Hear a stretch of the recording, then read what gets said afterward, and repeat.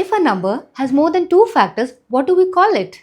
Let's find out. Hi everyone, welcome to Eazee Math, and in today's video, let's understand what are composite numbers.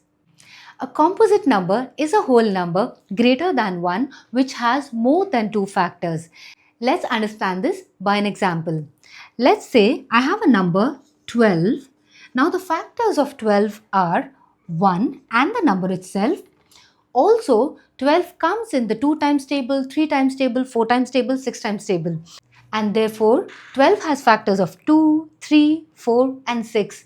And therefore, 12 is a composite number.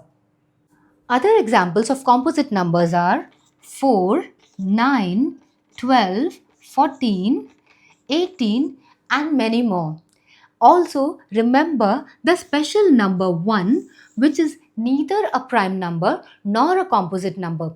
Reason: the factors of 1 can be 1 and number itself, which is again 1. So 1 has just one factors, and for 1 to be a prime number, all the prime numbers have two factors, 1 and the number itself. So they have two factors. Here 1 has just one factor and composite numbers have more than two factors. Therefore, 1 doesn't come under any category. It's neither a prime number nor a composite number.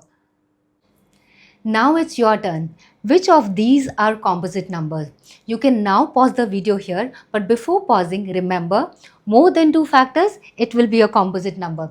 Do mention your answers in the comments. I hope you enjoyed the video. Happy learning. Wish you the best.